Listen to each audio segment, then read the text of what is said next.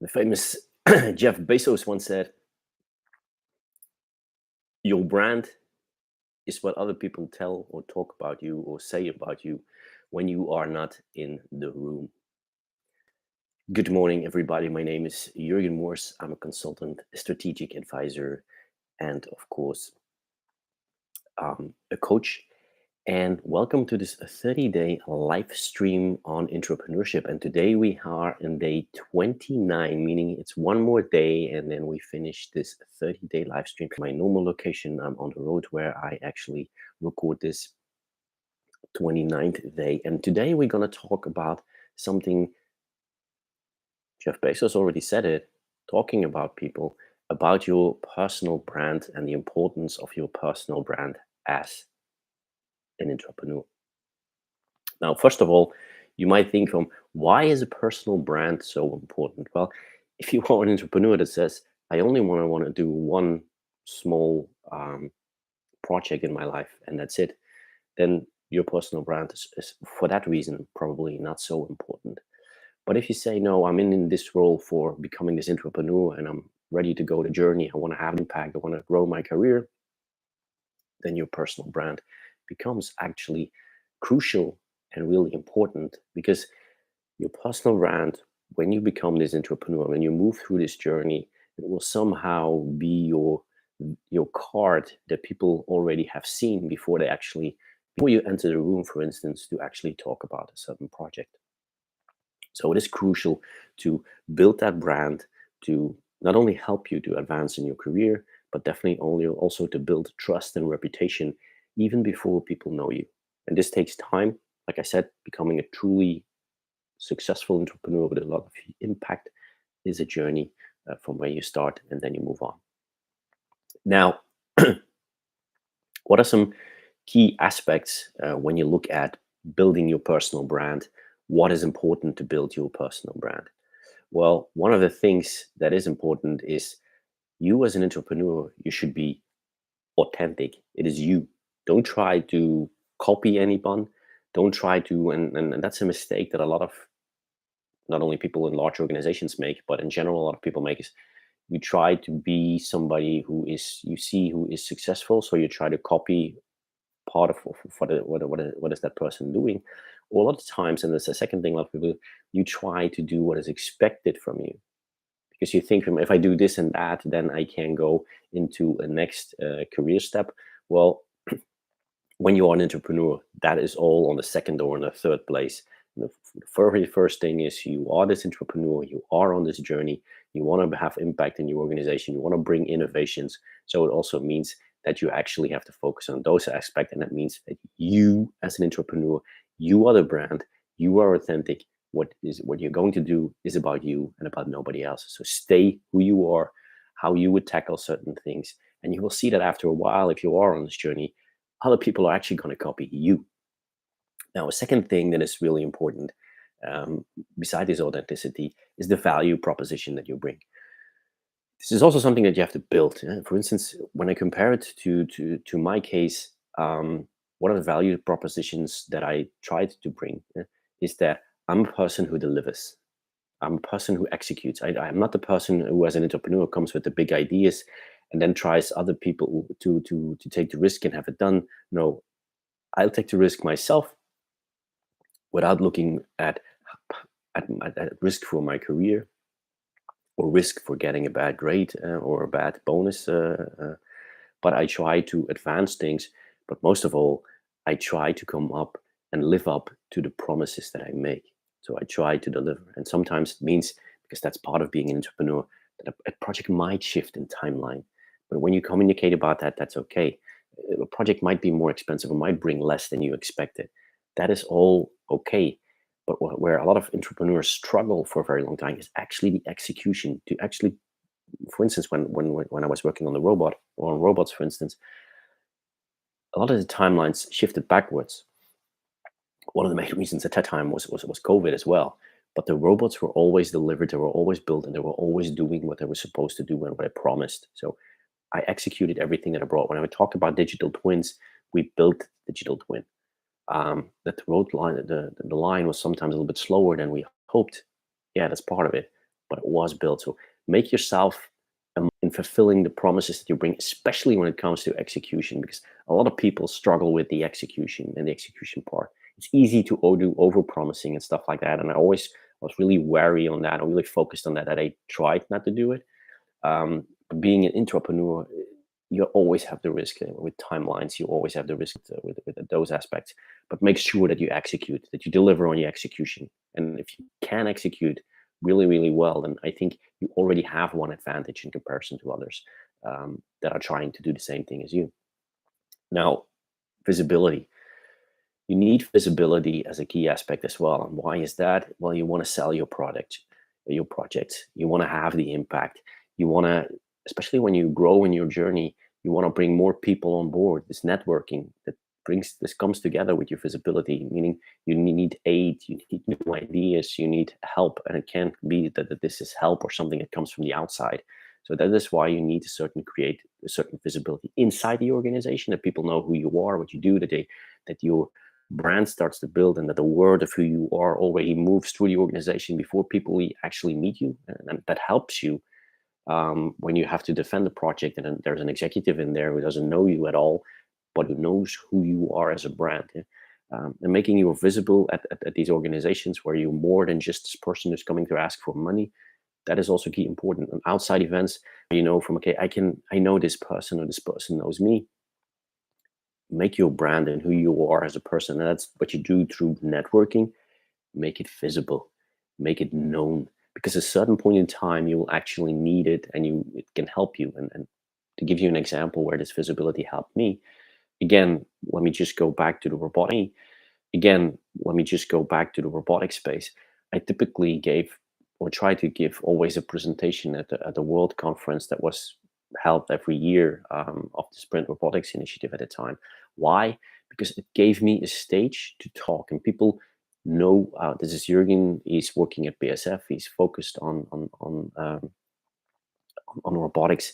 He's ready to try. I talked about the projects. I always brought a different type of project there. What I mean with is, I knew that a lot of other organizations would bring the safe side of something that was ready. I had no problem to talk about failures. I had no problem about taking on his project, and it led to the fact that when I was at the conference, but also weeks, months behind it, and somebody had a crazy idea, or they had a really nice robot with high risk potential in it, then they would always think about, yeah, we would like to try it, we like to demonstrate it.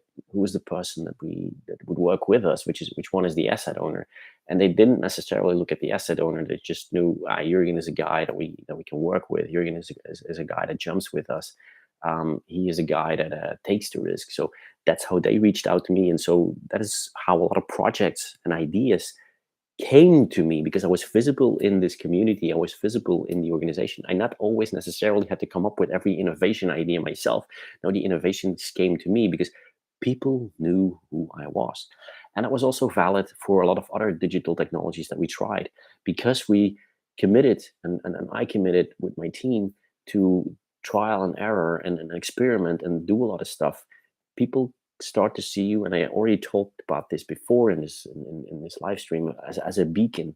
And when you are this beacon, then people reach out to you, and then you see that via LinkedIn, for instance, because I got known, people started to reach out to me via LinkedIn, especially startup companies, because they heard from somebody, for instance, in the robotic space, or somebody, from instance, in the extended reality space, that, well, this is a guy that you need to talk to, because if it's a good idea, and you can work out a nice business and use case with him, then he'll probably go the extra mile with you.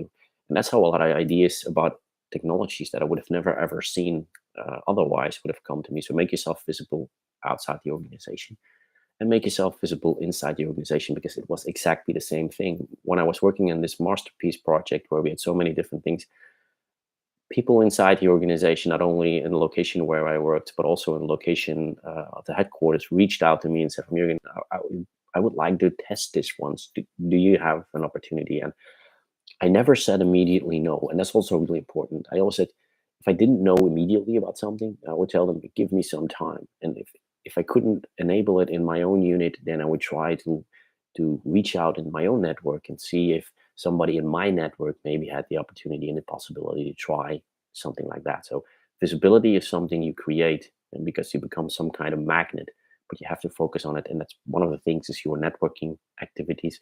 One of the things is communication, not just around your project, but outside to everybody and inside to a lot more people. And I told you about the presentation that I gave about robotics inside the organization, this visionary presentation.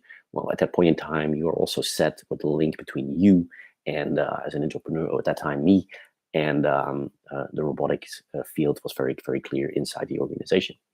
And the last, but very important, is in this journey, you need to be very consistent. So in your journey as an entrepreneur, you need to be very consistent.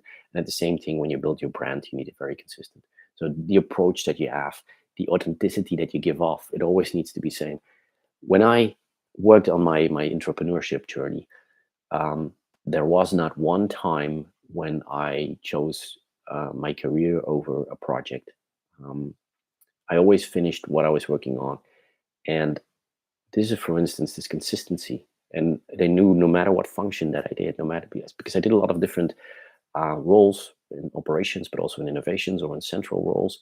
And each of those roles also has a certain freedom of doing things. Now, in the operational roles and in the innovation roles was a lot easier, but in the central role that I fulfilled, innovation as such and being an entrepreneur as such was in the beginning a little bit more difficult to detect. Okay, where's my where can I put my stamp? Where can I have the impact?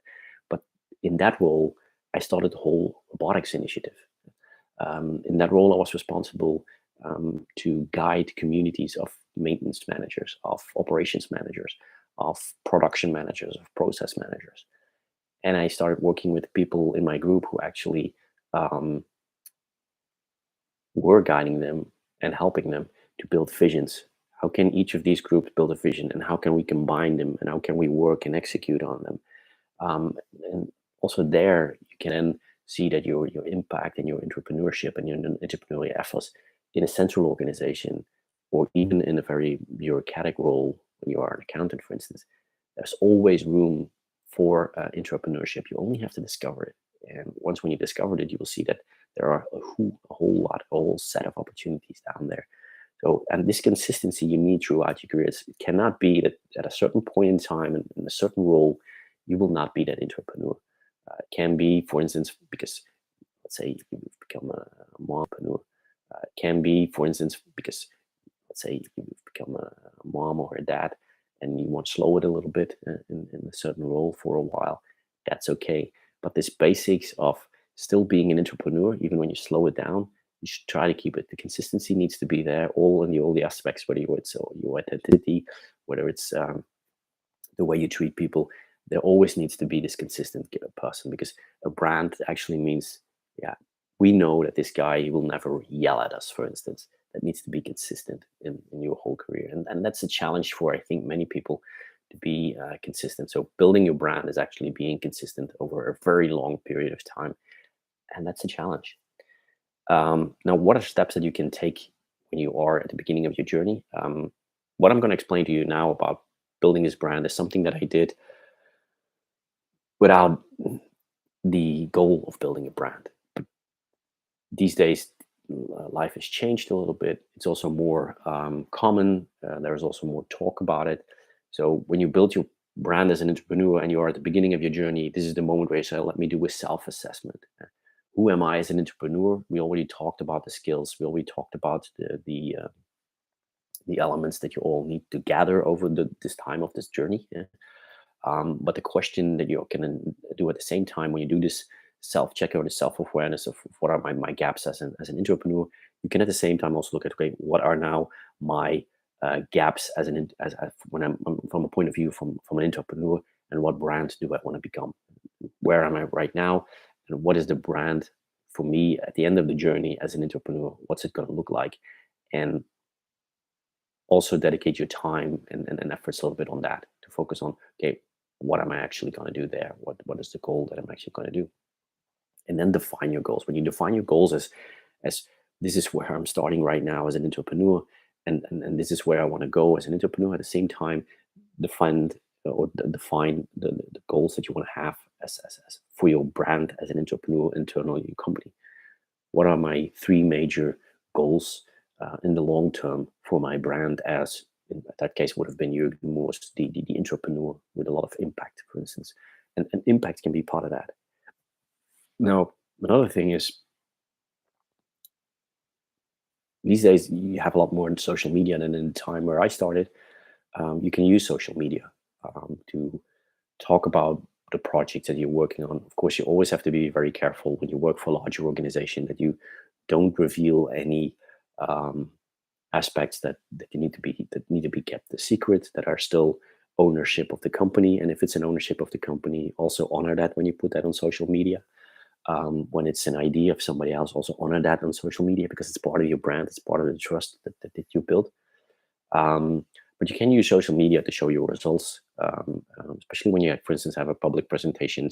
For instance, when you have a presentation about, or when you have something where that you can show, or when you know that your company shows it in the television, or when they show it in an article, then you can refer to that also on your social media and tell a little bit your version about that. That's also what I did, especially on LinkedIn, because it's profile. The contributions that I brought when I went to a conference, for instance, I also talked about that. So you can use that to build that brand as well, especially towards your external group, but also towards your internal organization, because you most of the time work on one location. For instance, I worked in Antwerp in Europe, people in Ludwigshafen in Germany, or in Houston in the United States, or in China or in Singapore. They would not know me because we didn't have that much contact. But this way that I could also see, oh, man, there's this guy in Belgium. He's working on robots for the company that I worked for. So this is the way that they can also discover you in that aspect, and network a lot. So build your networks continuously, whether it is via social media, but it's also at events. Um, I already talked about this in this 30-day journey as well. A lot of people have a tendency to say no to internal and external events these days because there's so much going on in our lives. Um, but I never regretted even the worst events that I went to, because either I added something to my network, or I added something to my set of ideas, or I would have discovered something, where I discovered something that I would otherwise have never discovered.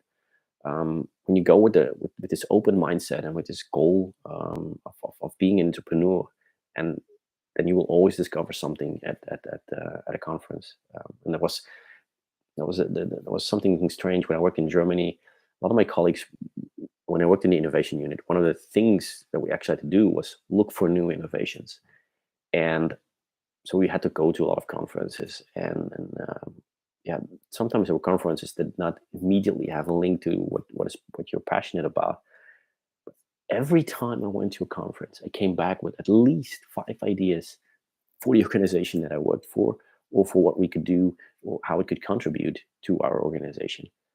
Whereas I had colleagues that went to the same amount of conferences, and they came back with 5 ideas in a whole year. And it was not like those were then the super ideas. Otherwise, it would be okay. But it is not. That was not the case. So it is not. That was not the case. So I think when you go with an open mind, if you go with the right passion and right mindset, with the growth mindset as well, and with the ability not to be the critic in something that you like a little bit less, then you will always discover new opportunities and new ideas. And last thing that's very important when you are putting steps towards building your brand is also seek feedback. Feedback process for you as an entrepreneur, we already talked about that as well.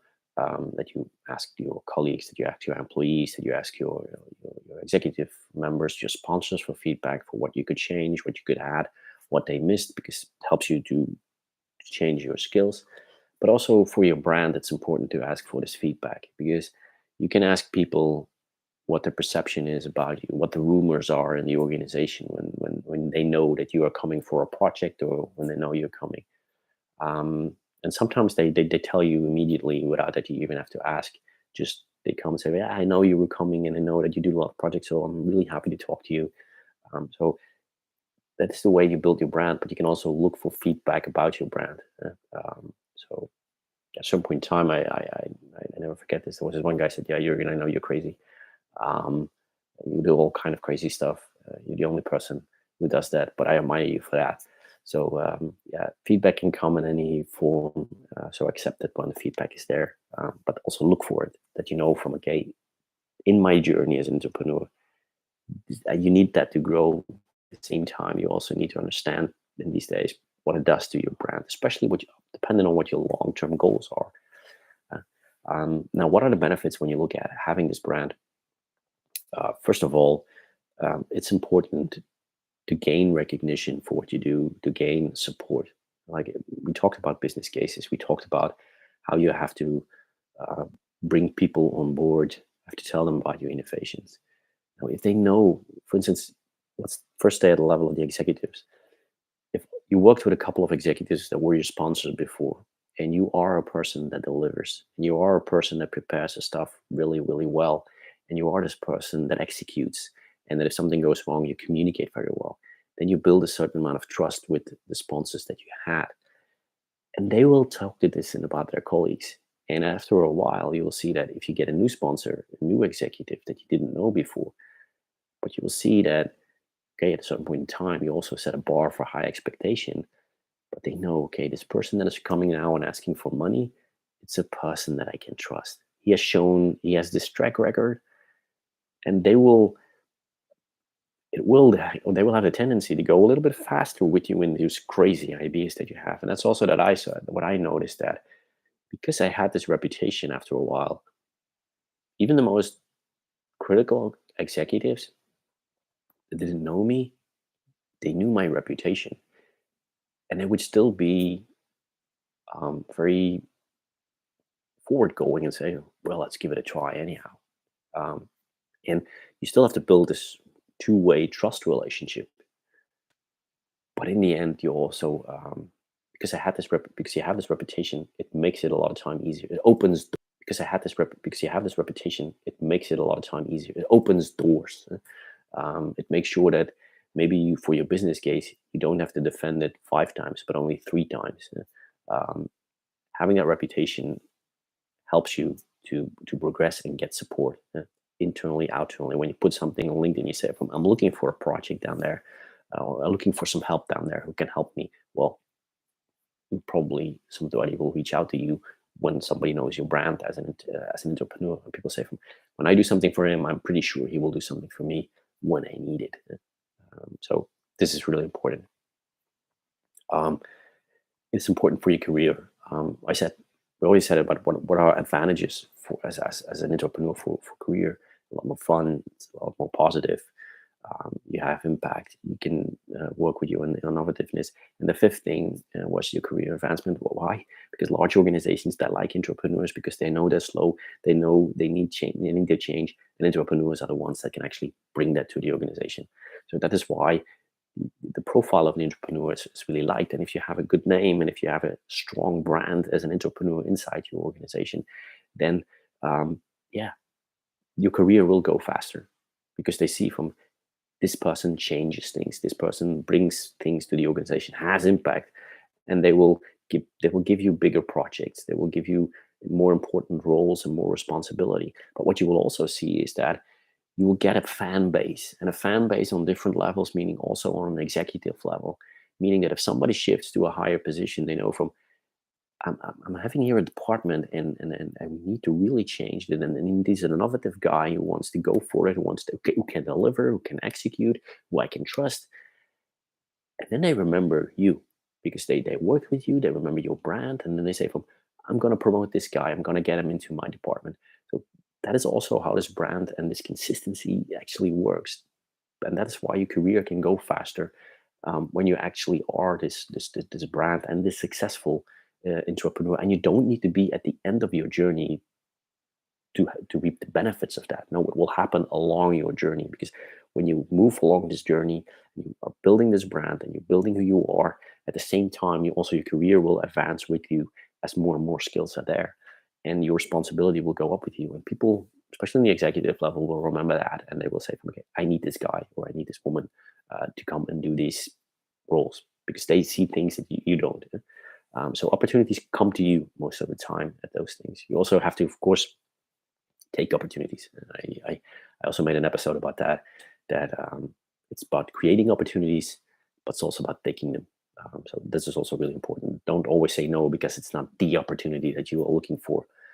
Some of the best opportunities I took are the opportunities that I just have this very, yeah, the last role that I had, I knew I needed to change a lot, and that's the only thing that I cared about.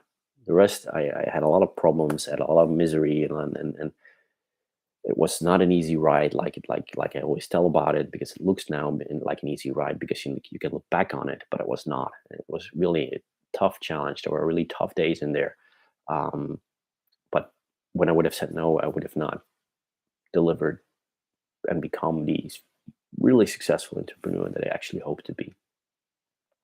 And that brings me a little bit to the end of why your personal brand as an entrepreneur is important, how you should build your personal brand, what to look out for to build that personal brand, because you're going to need it.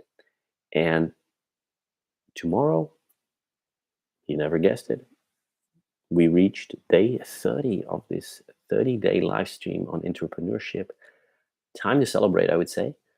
What we're going to do tomorrow, we are still at the same location, is we're going to do a small recap and look at, okay, what did we talk about in the last week, in the fourth week of this entrepreneurship 30-day live stream. But we're also going to look at what did we discuss before. And what we're also going to look at is, let's look now into the future. We ended this 30-day live stream. We're also going to look a little bit for, okay, what does it mean for you? And how can you advance? What does it look like into the future from this point on? So thank you very much for joining me in this 29th day of the 30-day live stream on entrepreneurship. I hope you enjoyed it, and I hope to see you tomorrow for the very last day of this 30-day live stream. Bye-bye.